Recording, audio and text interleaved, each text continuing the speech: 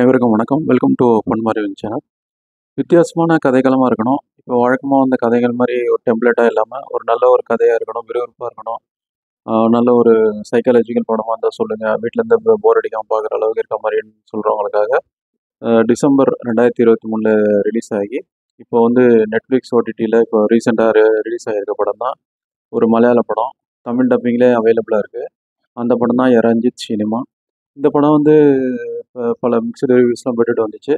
பல பாசிட்டிவ் ரிவ்யூஸும் பெற்றுட்டு வந்துச்சு. ஸோ இந்த படம் இப்போ வீட்லேருந்து பார்க்கக்கூடிய அளவு தமிழ் டப்பிங்கில் வந்திருக்கு.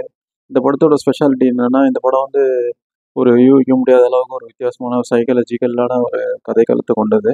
ஸோ அதனால இந்த படத்தோட டீட்டெயில் ரிவ்யூ தான் பார்க்க போகிறோம். ஸ்பாய்லர் இல்லாம. ஸோ அதனால இந்த ரிவ்யூ மிஸ் பண்ணாம ஸ்கிப் பண்ணாம பாருங்கன்னு கேட்டுக்கிறேன். அதுக்கு முன்னாடி இந்த தளத்துல வந்து புது படங்கள் ரிவ்யூலாம் பண்ணிட்டு வரோம் இந்த சேனல்ல. ஸோ அந்த படங்களோட ஒரு கதைக்கெல்லாம் எப்படி இருக்கும், அந்த படம் நல்லா இருக்குமா இல்லையான்னு ஜட்ஜ் பண்ணுறதுக்கு, தேட்டருக்கு அப்புறம் இந்த மாதிரியான ஓடிடியான ரிலீஸ்க்கு எப்படி இருக்குன்னு தெரிஞ்சுக்கிறதுக்கு யூஸ்ஃபுல்லாக இருக்கும். அதனால நம்ம சேனலை வந்து சப்ஸ்கிரைப் பண்ணீங்கன்னு கேட்டுக்கிறேன். இந்த ரிவ்யூ உங்கள் ஃப்ரெண்ட்ஸ் அண்ட் ரிலேஷன் ஷேர் பண்ணுங்க அப்படின்னு கேட்டுக்கிறேன். இந்த படத்தில் வந்து ஆசிஃப் அலி, நமிதா பிரமோத், அப்புறம் ரஞ்சி பணிக்கர், சைஜி குரூப் இப்படி முக்கியமான முன்னணி நடிகர்லாம் நடிச்சிருக்காங்க. இந்த படத்தை வந்து இது நிஷாந்த் சாத்து அப்படின்னு சொல்லி தயாரிப்பாளர் வந்து இப்போ வந்து ஒரு முதல் தடவை ஒரு அறிமுக இயக்குனர் அறிமுகம். முதல் படமே ஒரு வித்தியாசமான ஒரு கதைகளத்தை கொண்ட படமா ஒரு சொல்லியிருக்காரு. ஸோ வாங்க டீட்டெயில் ரிவ்யூங்களை பார்க்கலாம். இந்த படத்தோட ப்ளஸ் மைனஸ் ஃபீட்பேக் கன்க்ளூஷன் எல்லாத்தையும் பார்க்கலாம். வாங்க ரிவ்யூக்குள்ள போகலாம். படத்தோட கதை என்னன்னா, ஹீரோ ஆசிஃப் அலி வந்து ஒரு அசிஸ்டன்ட் டைரக்டர் வந்துட்டு ஒரு டைரக்டர் ஆகிறதுக்காக ட்ரை பண்ணிட்டு இருக்காரு. அவர் வந்து பார்ட் டைமாக வந்து இந்த ப்ராங்க் ஷோலாம் பண்ணுற மாதிரி இதெல்லாம் பண்ணிட்டு வர்றாரு ஃப்ரீலான்ஸாக. அப்படி போய்கிட்டு இருக்கும்போது ஒரு நாள் அவர் ஒரு கதையை வந்து ஒரு ப்ரொடியூசர் கிட்ட சொல்றாரு. அந்த ப்ரொடியூசர் வந்து இந்த கதையை சொல்லுங்க கேட்போம்னு சொல்லி கேட்டோன்னா, அவர் கதையை எக்ஸ்பிளைன் பண்றாரு. அந்த கதை வந்து என்னன்னா, இவரோட உண்மையான வாழ்க்கையில நடந்த சம்பவங்களை வச்சு ஒரு பாதி கதையை சொல்லிடுறாரு. மிச்ச கதையை சொல்றதுக்கு முன்னாடி அது நான் யோசிச்சு சொல்றேன்னு சொன்னோன்னே, இல்லை நீயே ஏதாவது கற்பனை பண்ணி சொல்லு அப்படின்னு சொன்னோன்னே, அவரே அந்த செகண்ட் ஹாஃப் மாதிரி உள்ளதுக்கு அவரே ஒரு கற்பனை கதையை புனைஞ்சு சொல்றாரு.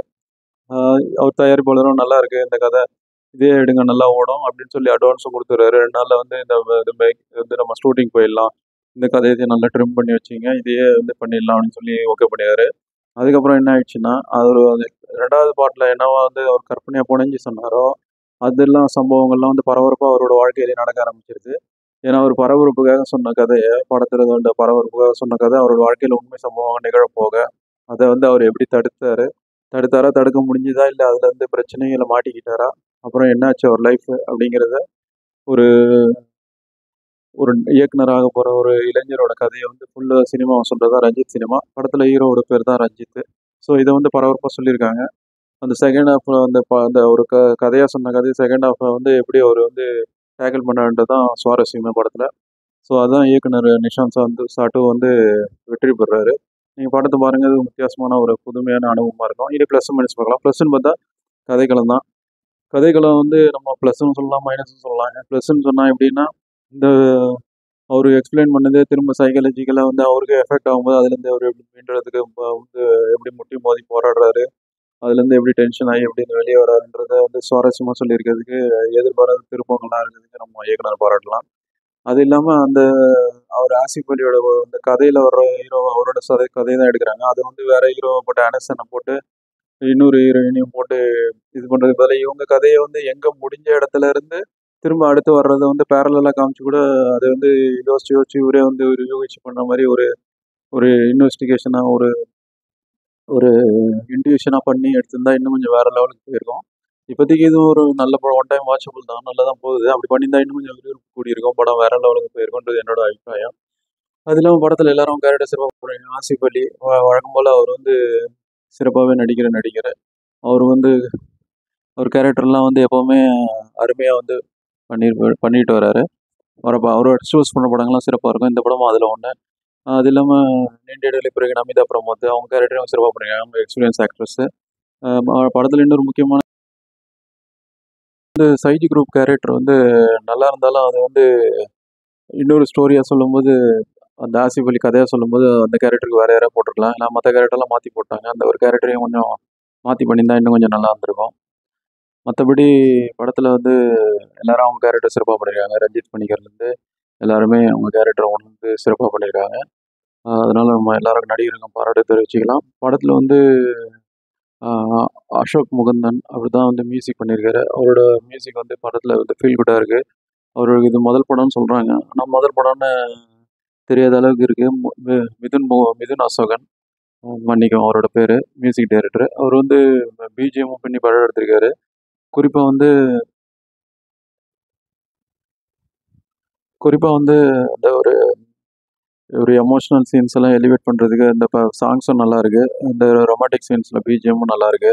ஃபர்ஸ்ட் டைம் வந்து நமிதா பிரமோத் பேசுகிற போது ஆசிஃப் அலி சீனும் நல்லா இருக்கு. அது மாதிரி ஃப்ளாஷ்பேக்கில் அந்த ஆசன் பால் அந்த அவரும் நடிக்கும் போதும் வர அந்த ரொமான்டிக் ப்ரொஷன்ஸ்லாம் நல்லா மியூசிக் பண்ணியிருக்காரு.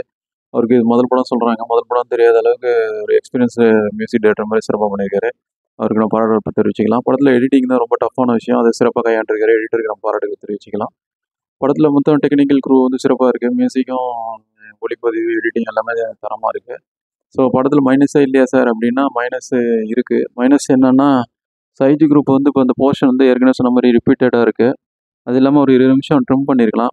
அந்த ரிப்பீட்டட் சீன்ஸை வந்து அவாய்ட் பண்ணியிருக்கலாம். ஏன்னா அந்த அவர் ஸ்டோரியை வந்து திரும்ப ஒரு ஸ்டோரியை சொல்லும்போது அது ஏற்கனவே ரிப்பீட்டட் ஆகிறது கொஞ்சம் சலிப்பாக தெரியுது. அது இல்லாமல் இந்த கதையை வந்து வேறு மாதிரி கொண்டு போயிருக்கலாம். இவர் வந்து அந்த பால் கதையை கண்டினியூ ஆகும்போது அதுக்கு பேரலாக வந்து இவர் லைஃப்பில் நடக்கிற மாதிரி அதே மாதிரி பேரலாக ஒரு டபுள் ஸ்க்ரீன்லேயே கொண்டு வந்திருந்தா இன்னும் வந்து படம் வந்து வேறு லெவலுக்கு வந்திருக்கும். இது என்னோட ஒரு அபிப்பிராயம். ஸோ அந்த மாதிரி பண்ணியிருந்தா இன்னும் கொஞ்சம் வேறு லெவலாக வந்திருக்கும். அது இல்லாமல் இந்த படம் வந்து விண்ணை தாண்டி ஒரு வயா 12B, அப்புறம் ஒரு கண்ணி 3 கடவாணிக்கலாம், அப்புறம் பெட் டைம் ஸ்டோரிஸ்னு ஹாலிவுட் படம். இந்த படங்கள்லாம் நம்ம நினைவுக்கு வர்றது தவிர்க்க முடியல. இது இப்போ ஏற்கனவே இப்போ காலங்காலமாக சொல்லப்பட்ட சைக்காலஜி படங்கள் உண்டான அந்த டெம்ப்ளேட் இதுலேயும் வர மாதிரி ஒரு ஃபீல் இருக்குது. அது கொஞ்சம் அவாய்ட் பண்ணியிருக்கலாம். மொத்தத்தில் இது கொஞ்சம் காம்ப்ளிகேட்டடான கதை. எல்லா தரப்பினருக்கும் புரியுமான்னு தெரியல. அது ஒரு விஷயம் தான். மற்றபடி இது ஒரு வித்தியாசமான முயற்சியில் இயக்குனர், அறிமுக இயக்குனர்னு சொல்கிறாங்க. அறிமுக இயக்குனர் வந்து சிறப்பான முயற்சியை கையாண்டிருக்காரு. அந்த படமும் ஓரளவு நல்லா ஒரு வந்திருக்கு. ஸோ வீட்லேருந்து பார்க்கக்கூடிய ஒரு விறுவிறுப்பாக தான் போகுது. எந்த இடத்துலையும் போர் அடிக்கல. ஃபர்ஸ்ட் ஹாஃப் கொஞ்சம் லேகிங்காக இருந்தாலும் செகண்ட் ஹாஃபில் வந்து அதுக்கு ஈடு கட்டி நல்லா ஒரு அடித்து தூக்கிறாங்க படத்தை. ஸோ செகண்ட் ஹாஃப் வந்து பரபரப்பாக இருக்குது. அடுத்து என்ன நடக்கும்னு ட்விஸ்ட் அண்ட் டர்ன்ஸோட போகுது. ஸோ இந்த படம் வீட்லேருந்து பார்க்கக்கூடிய அளவு குடும்பத்தோட பார்க்கலாம். அந்த அளவுக்கு ஒரு தரமான படம் தான். ஸோ படம் வந்து வித்தியாசமான கதைகளாக இருக்கணும். வழக்கமான டெம்ப்ளேட் இல்லாத படங்கள்லாம் நல்லா இருக்கணும். சைக்காலஜிக்கலாக இருக்கணும். நம்மள என்கேஜிங்காக வச்சிருக்கணும்னு சொல்கிறவங்களுக்காக இந்த படம் கண்டிப்பாக நான் மஸ்ட் வாட்ச் ரெக்கமெண்ட் பண்ணுறேன். வேறு ஒரு திரை விமர்சனம் அல்லது முன்னோட்டங்களை சந்திப்போம். அதுவரை நன்றி, வணக்கம்.